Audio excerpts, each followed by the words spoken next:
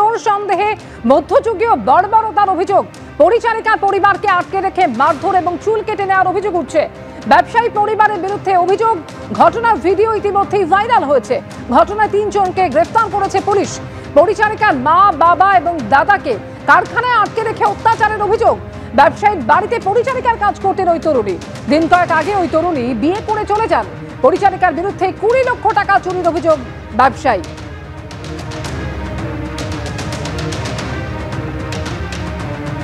ফের ছেলে ধরার সন্দেহে মারধরের অভিযোগ। এবার নদিয়ার শান্তিপুরে মহিলাকে গাছে বেঁধে মারধর গ্রামবাসীদের। পুলিশকে মহিলাকে উদ্ধার করে। মহিলা মানসিক ভারসাম্যহীন বলে খবর পুলিশ সূত্রে।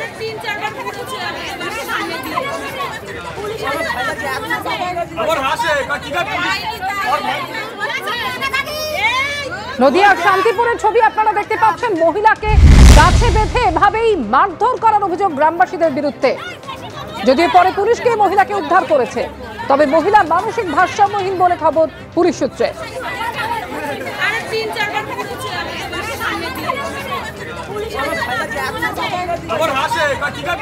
সুজিত মন্ডল প্রতিনিধি রয়েছেন এই মুহূর্তে টেলিফোন লাইনে। সুজিত, ফের আইনকে হাতে তুলে নেওয়ার একটা উদাহরণ এবার নদিয়ার শান্তিপুরে। ঠিক কি ঘটেছে সুজিত? একদমই তাই। দেখো অমৃতা, আবারও ছেলে ধরার সন্দেহে এক মহিলাকে গাছের সঙ্গে বেঁধে রেখে মারধর করার অভিযোগ উঠেছে স্থানীয় কিছু মহিলাদের বিরুদ্ধে। এবং যেটা জানা গিয়েছে, আজ দুপুরবেলায় নদিয়ার শান্তিপুর থানার গোবিন্দপুর উত্তরপাড়া এলাকায় এক মহিলাকে ছেলে ধরার সন্দেহে তাকে গাছের সঙ্গে বেঁধে রেখে মারধর করা হয় এবং স্থানীয় কিছু মহিলাদের বিরুদ্ধে এমনটাই অভিযোগ উঠে আসছে। এবং যেটা জানা গিয়েছে, পরে ঘটনাস্থলে শান্তিপুর থানার পুলিশ গিয়ে ওই মহিলাকে উদ্ধার করেছে। এবং গোবিন্দপুর ওই এলাকায় স্থানীয় সূত্রে যেটা জানা যাচ্ছে, আজকে সকালবেলায় ওই মহিলা শান্তিপুর গোবিন্দপুর উত্তরপাড়া এলাকায় ঘোরাঘুরি করছিলেন। তখনই তাকে ছেড়ে দেওয়ার সন্দেহে স্থানীয় লোকজনরা তাকে ধরে এনে একটি গাছের সঙ্গে বেঁধে রাখে এবং তাকে মারধর করা হয়। পরে শান্তিপুর থানার খবর গেলে শান্তিপুর থানার পুলিশ তাকে উদ্ধার করেছে। যদিও বা পুলিশ সূত্রে যেটা জানা গিয়েছে, ওই মহিলা মানসিকভাবে ভারসাম্যহীন, কারণ কিছুদিন আগে তিনি শান্তিপুর স্টেট জেনারেল হাসপাতালে চিকিৎসাধীন ছিলেন। এবং ওই মহিলার বাড়ি যেটা জানা গিয়েছে শান্তিপুর থানার হরিপুর সাহেবডাঙ্গা এলাকায়। এবং এই বিষয় নিয়ে ওই এলাকায় ব্যাপক পরিমাণে চাঞ্চল্য ছড়িয়েছে। অমৃতা, ধন্যবাদ সুজিত। সোনারপুর শিকল কাণ্ডে তোলপাড় রাজ্য। পলাতক অভিযুক্ত তৃণমূল কর্মী জামাল। অত্যাচার থেকে জমি দখল। জামালের বিরুদ্ধে ভুরি ভুরি অভিযোগ রয়েছে গ্রামবাসীদের। কারো কোনো অভিযোগ থাকলে পুলিশের কাছে আসুন, আইনত ব্যবস্থা নেওয়া হবে, এমনই জানালেন বারুইপুরের এসপি পলাশ চন্দ্র ঢালি।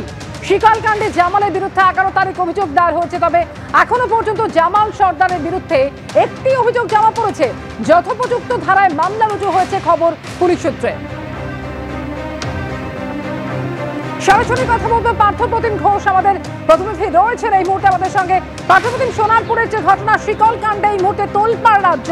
যেটা অভিযোগকারিনী তিনি দাবি করেছিলেন যে এই নিয়ে পুলিশের কাছে অভিযোগ জানানো হলেও পুলিশ আগেই জামালের বিরুদ্ধে এখনো পর্যন্ত কোনো ব্যবস্থা নেয়নি। এখন পুলিশের ঠিক কি বক্তব্য পার্থ?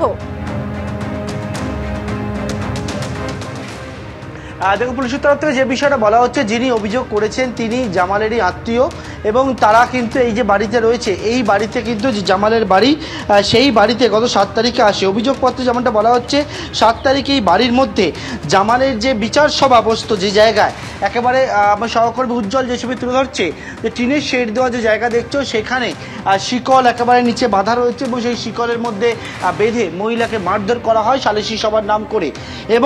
এবং পুলিশ জানাচ্ছে যে 7 তারিখে ঘটনাটি ঘটে এবং তারপরে 11 তারিখে মহিলা পুলিশের কাছে নির্যাতিতা তিনি অভিযোগ দায়ের করেন। সেই অভিযোগের পরিপ্রেক্ষিতে পুলিশ যথোপযুক্ত ধারায় মামলা রুজু করেছে। এবং গতকালকে যখন জামালের এই যে সুবিশাল যে প্রাসাদ দেখতে পাচ্ছ, সেই বাড়িতে এসে পৌঁছায় পুলিশ। জামালের কোনোরকমভাবে কোনো খোঁজ পাওয়া যাচ্ছে না, তিনি পলাতক রয়েছেন। অন্যদিকে আজকে আমরা এইখানে এসে জানতে পারছি যে আরও একজন মহিলা তিনি অভিযোগ করছেন দম্পতিকে মারধর করা হয়েছে এবং অনেকেই বলছেন তাদের জমি কেড়ে নিত এই জামাল। এবং সেক্ষেত্রে কিন্তু জামালের বিরুদ্ধে এইরকম যে একের পর এক অভিযোগগুলো সামনে আসছে। যারা সংবাদ মাধ্যমের সামনে এখন যে বিষয়টা বলছেন, তারা জামালের ভয় এতদিন মুখ খুলতেন না। কারণ হচ্ছে মুখ খুললে বলা হতো বা কোনো রকম প্রতিবাদ করলে বলা হতো এই যে বিচার সভা যেখানে জামালের, সেই জায়গায় ঢুকিয়ে তাকে মারধর করা, হুমকি দেওয়া হতো, মারধর পর্যন্ত করা হতো।